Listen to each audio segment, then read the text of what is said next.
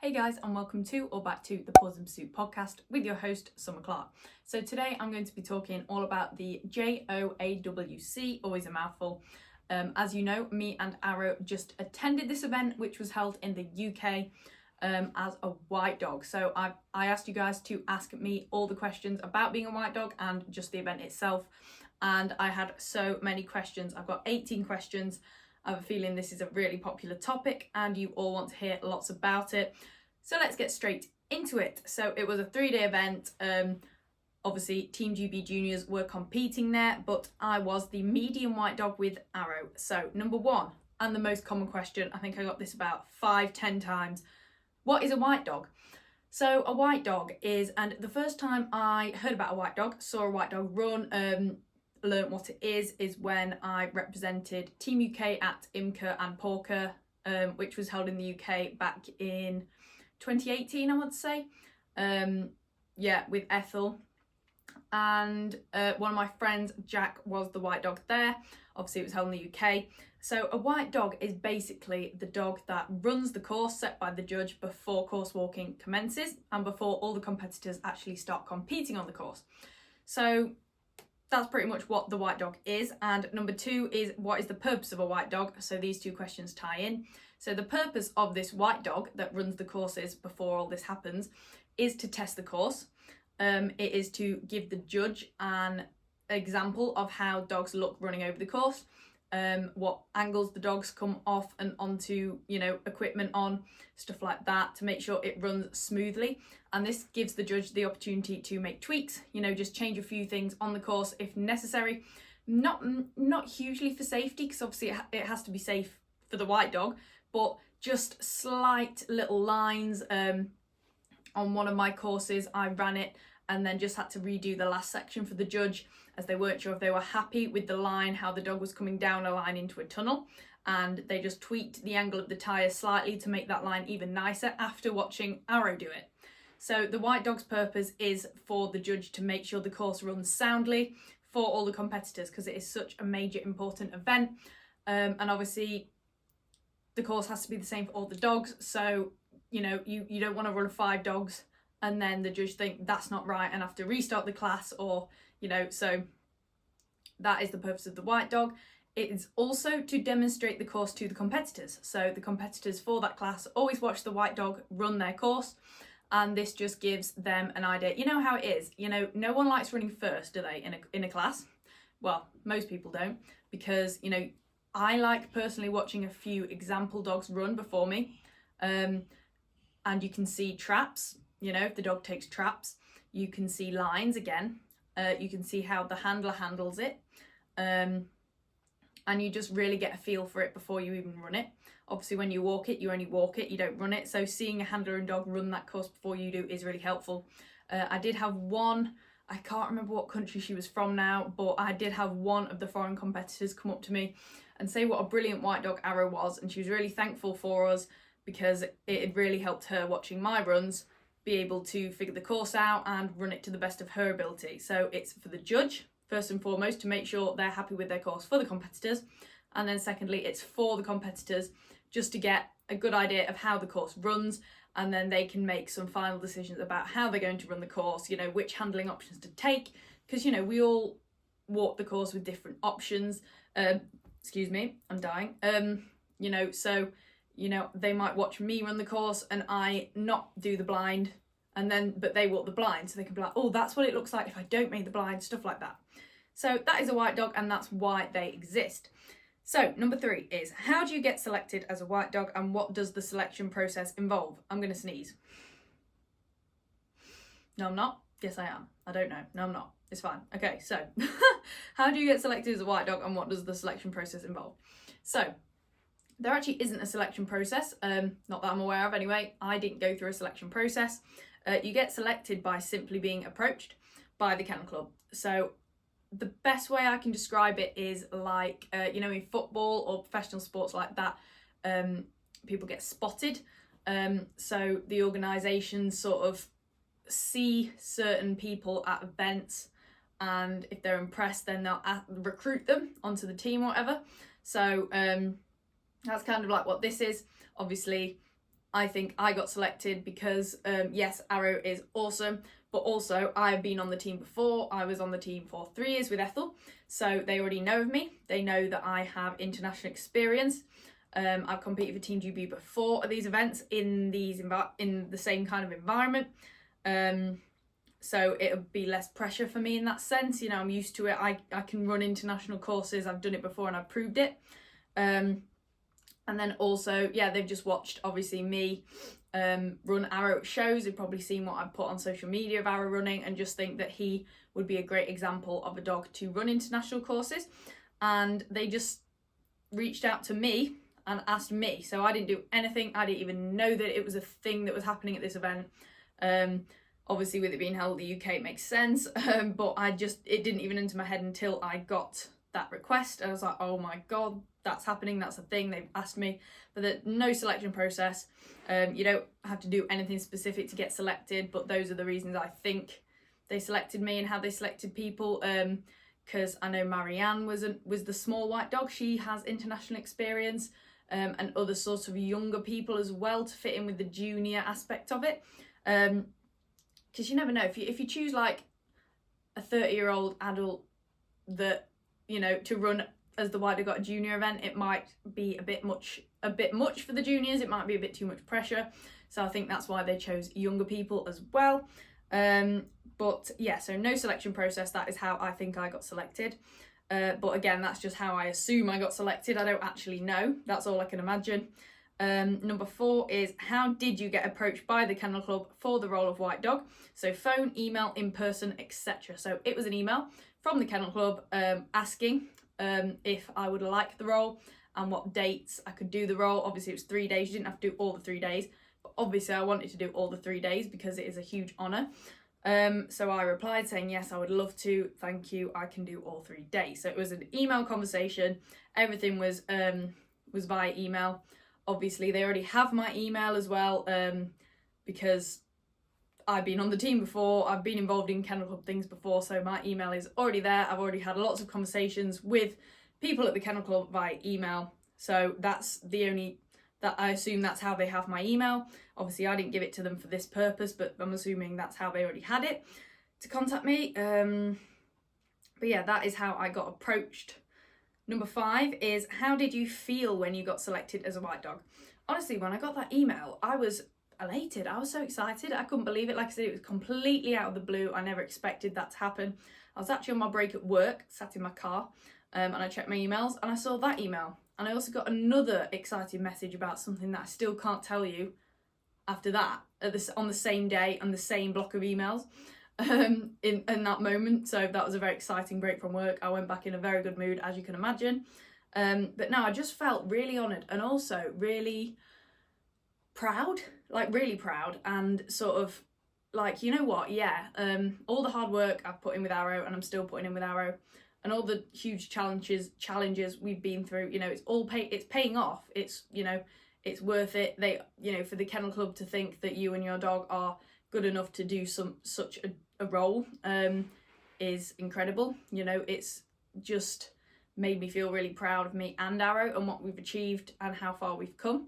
But yeah, mainly as proud and excited, just so excited and honoured just to be given this opportunity. You know, it's a rare one to be able to compete at an international event, and I've done it before with Ethel, but you know, it is one of my, well, probably the main goal with Arrow is to get on the senior Team GB. So I just felt like this is a, you know, that it was a step towards that goal. Do you know what I mean? Like, it's just another step in that direction. And yeah, obviously everyone at the Kennel Club is brilliant. I love working with all of them anyway, you know, sort of conversing with them. They're all lovely. They're all so supportive. I've always loved them all. So yeah, just super honoured, super happy, super excited and super proud when I got that email in the car that day. So number 6 is, how did you prepare to run as a white dog, and how much time did you have before the competition? So I think I had about 2 or 3 weeks, I believe. 2 or 3 weeks after getting that email until the competition. Yeah, 3. I think it was 3 weeks. Yeah, between 2 and 3 weeks. So not long, but I didn't do anything specific to prepare for the competition, to be honest. In all fairness, I just did my usual training, my once a week training with Lucy in the group classes, and some little bits and bobs that I do at home as usual, but I didn't change anything to prepare. I just did business as usual, you know, training as usual, and then, you know, just kind of thinking of this role as a normal competition. So I just tried to go into it just like it's a normal competition, if that makes sense. So I didn't do anything differently to prepare for it than I already do with every normal competition, if that makes sense. You know, I suppose you could do, and I guess if you were actually competing for Team GB at that event, then you'd probably have different methods of preparing for it. But, you know, with it being the white dog as well, you know, and quite short notice, there wasn't loads I could do in that short space of time, if that makes sense. There's not tons you can do differently in two or 3 weeks, and you don't want to change things that quickly either. You don't want to suddenly smash out training every day if you don't normally, you know. So I didn't change anything really, I just carried on. Obviously that can be detrimental. You can burn out, you can burn your dog out, you could get injured or injure your dog doing too much. So yeah, I just kept everything pretty much exactly the same as normal. So number 7 was, how did you feel on the start line of your white dog runs? So honestly, not as nervous as an actual competition. I really liked knowing that it wasn't under competition, if that makes sense.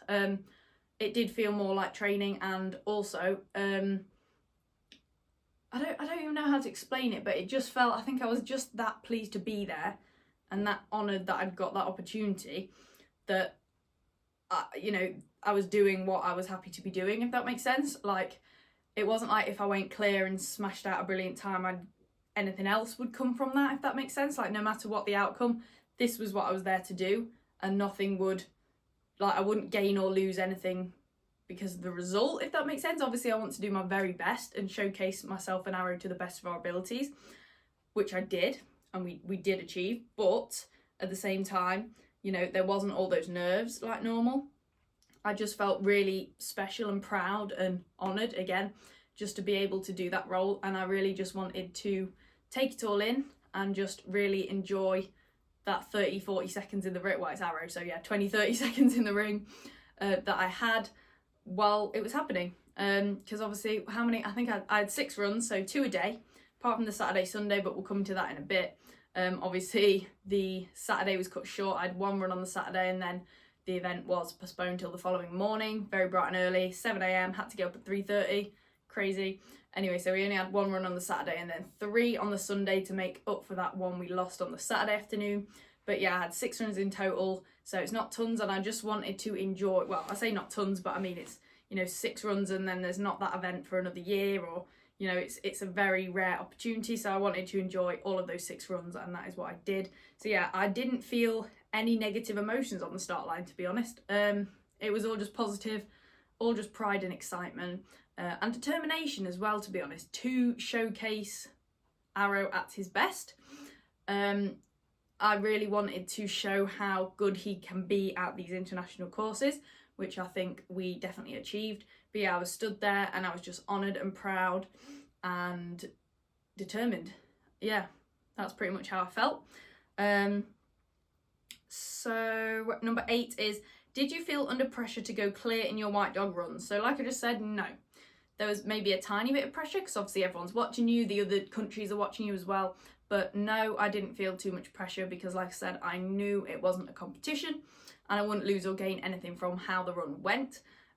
Obviously I wanted it to be a really good run. Every run I go into, I put the same into my white dog runs as I would a normal competition run.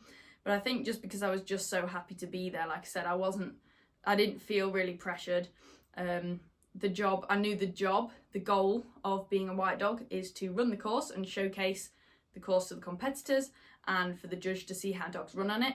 So whatever happened, I would go and do that. I would run that course as if I was competing. And either way, the judge would get to see the course ran. And either way, the competitors would get to see the course ran. Even if it meant Arrow going in a trap or something, at least the competitors saw that. Or, you know, stuff like that. And even if he did knock a pole because the line was slightly off, at least the judge saw that so they could amend it for the competitors. So yeah, no, I don't think there was a huge pressure to go clear at all. Less than a competition, I reckon. So number 9 is did you get the times of your runs? And if so, how did they compare to the relevant class results?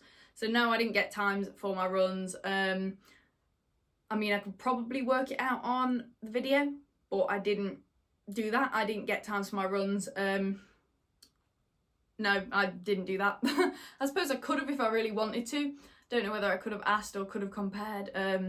But again, Arrow's times in the ones he went clears on would have been fantastic because he was absolutely amazing. I'm sure he would have been up there, but again, I didn't want to be that person really in a way, because I'm like, well, they're juniors, I'm not. Do you know what I mean? Like, it's not the same thing. I wouldn't be competing against these people anyway. You know, they're in age categories for a reason, like they're under 19s, under 15s, under 12s, etc. And I'm 22, so I was never going to be in a competitive situation in that aspect anyway. So that's not something that I even thought of doing, to be fair. Again, I just thought of the experience for what it was. But no, it would have been interesting really, but no, I didn't really think to do that. I was just really thrilled with Arrow's performance, and too caught up in all of that really to think about it after my runs. Number 10 is, did you get eliminated for redoing the seesaw, or are you allowed to do that? So yeah, that was in one of my runs where Arrow absolutely flew off the end of the seesaw, cheeky little thing.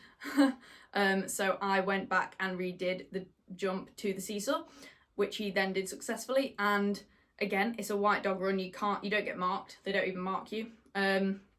So if it was a competition, yes, you get eliminated for redoing equipment. Obviously the flying the seesaw would have been 5, and then the obviously redoing would have been an E, but it wasn't a competition, it was a white dog run. So I technically didn't go clear, didn't get faults, didn't get E'd, anything, because it was white dog runs. But yes, if it was a competition, it would have been an E for that, in the same sense that he did get those 3 clears, and then I think he got 3 clears, 1 10 and 2 E's, because I redid the seesaw in one, and then the other one he just snuck into a tunnel, because I went too deep and then didn't beat him round to stop him going in a tunnel. If you watch the video, you'll understand it's the last run. So on Instagram, it's the last run in the series of runs that I posted. And it was super tricky, but it was super fun. And yeah, I just didn't beat him around. I need to trust him more, leave him to do it himself, and I would have made it. But I didn't quite make it, and then he just snuck in a tunnel. So that would have been E as well. But yeah, no technical E's or anything. But yes, you would get E'd normally, but I didn't. Nothing went down. Nothing was recorded from my runs. So number 11, this is a funny one. So the rain and wind looked awful. Did the weather impact your runs? And do you think it impacted the competitors' runs too? So yes, the rain and the weather conditions were horrendous. Typical, we haven't had weather that bad here in the UK in a while. That was extremely bad. The first day wasn't too bad. It was continuous rain, but like the slight rain. Like lots of thin, slight, light rain, if that makes sense. So it wasn't too bad. The ground was pretty fine. It was just more damp. Everything was damp and wet, and it felt more misty than anything. So it wasn't pleasant and everything, but you know, it wasn't too bad. You could deal with it. Second day, Saturday, we got the first run done in the morning, and then they had to postpone the afternoon's run to the following morning, the Sunday morning, because the weather was that bad. It was torrential, heavy downpours, and the wind was everything was blowing everywhere. The Kennel Club did have a meeting up in the office at the venue about what to do, whether to take the contact equipment out, because it was the agility run started that afternoon. So there was 2 jump in on the Friday, a jump in on the Saturday morning, which was completed, and then an agility the Saturday afternoon, and then 2 more agility on the Sunday. So the Kennel Club were either going to take the contacts out of the agility classes or postpone the competition. So, and I think this was an amazing decision, and definitely the right one. It was to postpone the competition. The competition pretty much stopped at 1 PM on the Saturday, and we came home. You probably saw again, I then got home. It was sunny, obviously, in Lincoln, weirdly, typically. So I went for a run and did all the things. And then got up at 3:30 the next day, and then we had 3 agility runs, and I was on the line. The white dogs were on the line and ready to run at 7 AM. So I got up at 3:30 on Sunday morning and arrived at the competition just after 6, and then was on the line at 7 a.m. and then didn't get home till about 8, I think. 8, half 8. So yes, a very long, tiring weekend, but amazing. But yeah, back to the point, I'm going off on a tangent. The weather was not good, but the Kennel Club dealt with it so well. On obviously on Friday and the Saturday morning, I don't think that kind of weather affected Arrow at all. In fact, he was brilliant. He ran at his best in the rain and the wind. And I felt like I handled just fine in the rain and the wind. The only time I think wind affects me as a handler is the fact that, the wind might carry my voice when I'm giving Arrow cues, I don't know. And also when you have to leg it into the wind. So if the wind is blowing in your direction, it's like running, you know what running into the wind feels like, and it slows me down. So I can't get places as fast, but that didn't seem to happen. And then Sunday, the weather wasn't as bad at all, so that didn't affect us because the weather was fine. So no, I don't think it affected me and Arrow very much. No, I don't think it affected our performance. I don't think it impacted GB's performance because we're used to running in that kind of weather anyway, I guess. We've acclimatised to it, but you never know. I don't know. Maybe some of the handlers did have to run into the wind or whatever. Maybe some people's dogs don't like rain. Again, it all depends on what the dog, whether like Ethel hated running in the rain. So it's dog dependent. But the foreign competitors from the other countries, I feel like it probably did, yeah, because especially those from hotter countries, they're probably not used to the excessive wind and rain. If they never run in that, then it probably did affect their performance for the worst, kind of, I assume, anyway. And like anything you're not used to affects you, So number 12 is, do you think running in their home country aided Team GB's success? So first of all, let me just say that Team GB absolutely smashed it. I think it was something like medals in the 30s or something like that. It was literally incredible. I've never seen so many podiums from GB. It was insane. Some world champions as well. I know we had Dylan, overall small under 19 world champion. And I think we had a team that was world champions as well. Yeah. So there was just so many medals and Team GB did so well. So running in the home country, I think it's got to help. Only because, again, you don't have the travelling. Obviously, the handlers and dogs that come from other countries, and how I know I felt when I travelled to other countries to compete at GB events with Ethel.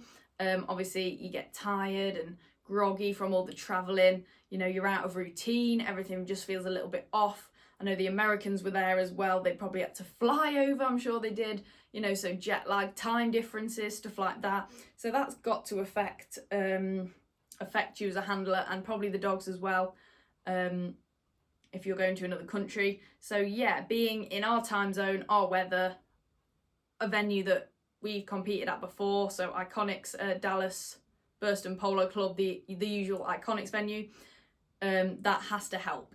Familiarity always has to help. So yes, I think it will have helped a little bit, but not, I think that obviously the main reason we were successful is because of the skills and the talent of the team, and the how good the selection process was in choosing the best junior handlers and dogs of our country. So yes, a little bit is my answer to that, but it's not why we did well by any means. But yeah, it can't have harmed. So number 13, what was your favourite part of running as a white dog? My favourite part of running as a white dog? That's really hard. I think... Can you tell that I'm not preparing my answers anymore because you all prefer it when they're unprepared? But I'm just going to have to sit here in silence for a few minutes. I'd say my favourite part of running as a white dog was probably being in getting the experience with Arrow, and knowing that, I'm getting that experience that is so valuable for me and him running as a partnership. So my favourite thing running as a white dog would be being in that environment without the pressure of competing before one day hopefully competing. Does that make sense? So that was my favourite bit, being able to do that event, that international style event in that atmosphere with those surroundings, with those courses and judges, but without the huge pressure of competing for your country. That was my favourite part. because I was just so grateful for the experience to do that. I think that can only help as far as, you know, the future goes for me trying out on the team to actually compete in that environment one day with Arrow. That was my favourite part, I've got to say. But there were so many favourite parts. Obviously, just being at an event like that. I just love international events like that. Being surrounded by all the different countries, it is surreal, and I was just so grateful to just be able to be there for it as well. So 14 is, what was your least favourite part of running as a white dog? I don't think I had a least favourite part. You know, for this specific event, probably getting wet and, yeah, probably just getting intensely rained on. That was the whole weekend. That was the most negative part of it, and even that wasn't that bad. But yeah, the most negative part of the experience was the rain. I'd say, probably. And obviously there's still a little bit of nerves and pressure, just a little bit of wanting to, you know, take advantage of the scenario and do it as best as you can. Obviously you want to but you want to show the team and the management how good you are. Do you know what I mean? Because I know me and Arrow are capable of those courses at those events. But, you know, so I was really hoping that we could showcase that at the event, which I believe we did, which is all that matters personally. You know, me thinking that, yes, you know, we did our best and I'm happy with how we showed up. But yeah, the probably least favourite part, yeah, getting rained on. But apart from the weather, it'd probably be just the slight self-inflicted pressure of thinking, you know what, yeah, I do really want to make the most of this and, you know, showcase our skills to the best of our ability. But really, there was barely any negative aspects. It was just brilliant. Number 15, what does I can never say it properly. What does JOAWC stand for, and how do you qualify? So JOAWC stands for Junior Open Agility World Championships. This is a relatively new thing. I'm not sure if it was like that last year or the year before, but when I did it with Ethel, it was EOJ. So that was European Open Junior. And now it's this. I can't tell you why, I'm not too sure, but that's what it stands for. And it is obviously the Open Agility World Championships for junior handlers under 19. Obviously there's the different categories, under 19, under 15, under 12, stuff like that. I think I think so anyway. How do you qualify? I don't know exactly well, I'm assuming that it's changed from when I tried out with Ethel, but I'm also assuming it's the same process as the adults. So obviously there's the PSQ, so the pre-selection qualifier, and then there's some not win on spots, but like wins through. So you can progress from the PSQ by winning, and you can progress to the actual qualifier, or you can just get sort of spotted through the PSQ and invited to the qualifier. And then from the qualifier, the team is selected again through win-ons and spotting as well. It's all down to the management. So that is the process. I think there is 2 days PSQ and the actual qualifiers then. Oh, no, I'm missing one. There's 3. Scrap that. Open Showcase. Open Showcase is the first one. And then you can win on or get selected to go through to the PSQ, pre-selection qualifier. Then you can win on or get selected to go through to the actual qualifiers. And then from the qualifiers, the team is selected. Again, there are 2 ways mainly to go about it. Either just getting selected from management's decision, or obviously winning on by winning the classes there, stuff like that. So that is how you qualify. You have to go through that process. And that usually happens around the end and the start of the year. So when I did it, there was one in December, January and February, but now I think it starts in February. I think it's around January, February, March time, something like that. So that is how you qualify and what it is. I would definitely say go for it, even if you aren't too confident. I know a few juniors that were worried about, they didn't want to try out in a way. They were like nervous. They, needed that push to try out because they were worried about it. And then they tried out and they did get on the team. And my first year getting on the team with Ethel back in 2017, I tried out without even knowing what it was for. I've told this story before. It wasn't until after the selection process, which was different then, that I'd done well at. I just thought it was kind of a competition. I didn't know it was an abroad competition for Team GB. And then obviously they were like, yeah, if you get selected, you'll be going to Luxembourg with Team GB. And I was like, what? Me and my mum looked at each other like, what? And then I got selected and the rest is history. But yeah, just go for it. Just have a go. Everything is good experience. So number 16, what skill level do you need to get selected for the team, competing grade, etc.? Don't think there's a requirement for this. Open showcase, again, it's open to all grades of dog. And that is the start of the selection process.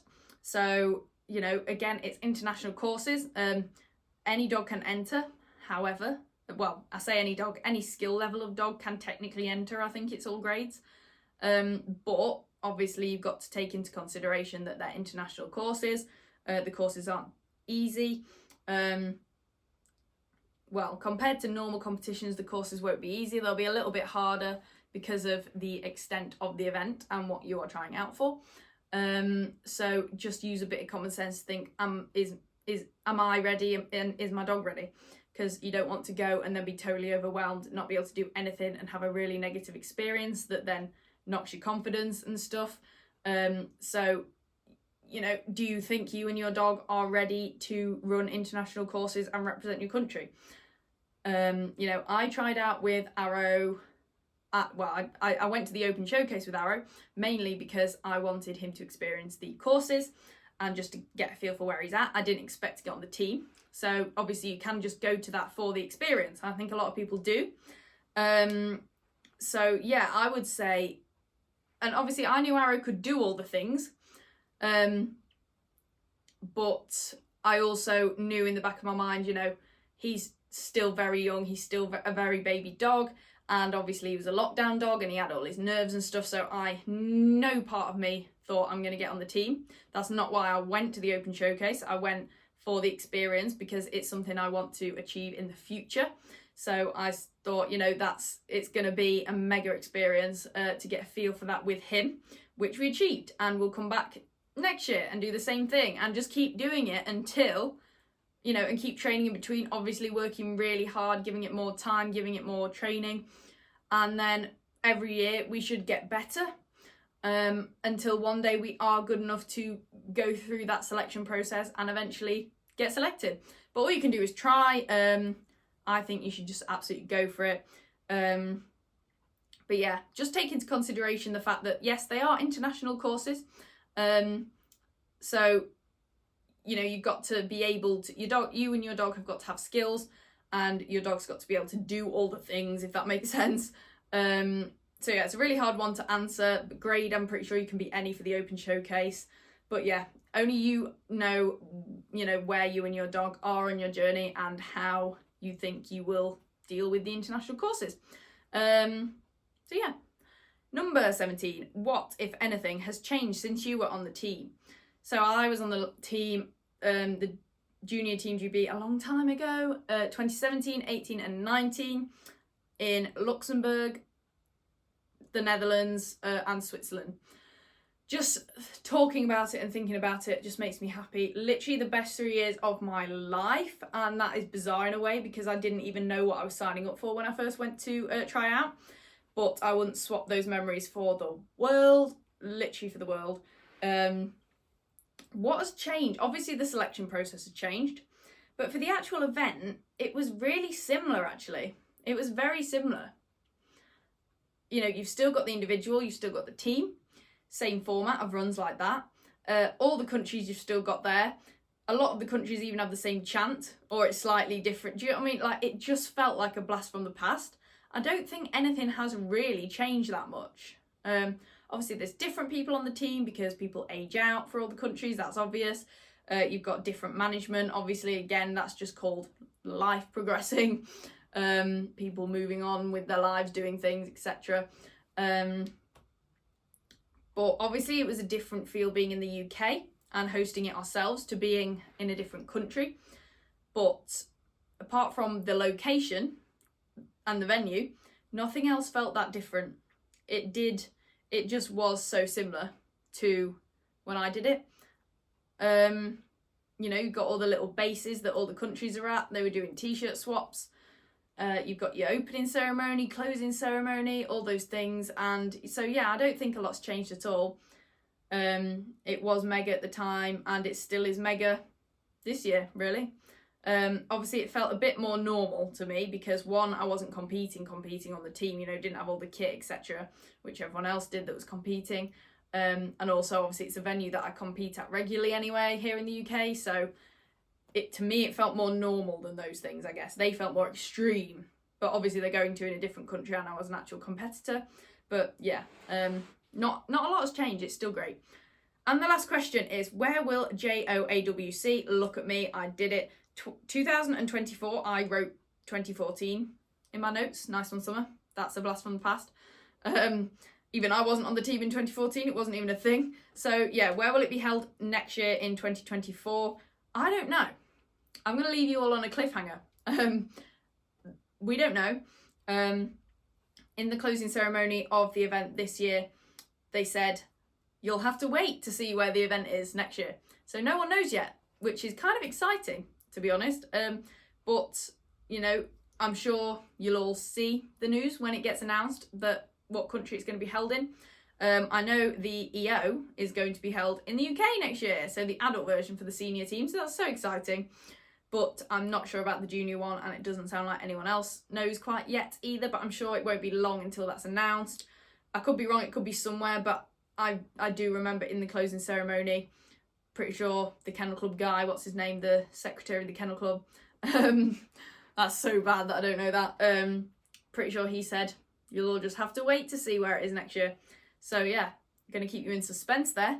But that is all of the questions. I really enjoyed answering your questions, guys. Thank you very much for sending those in.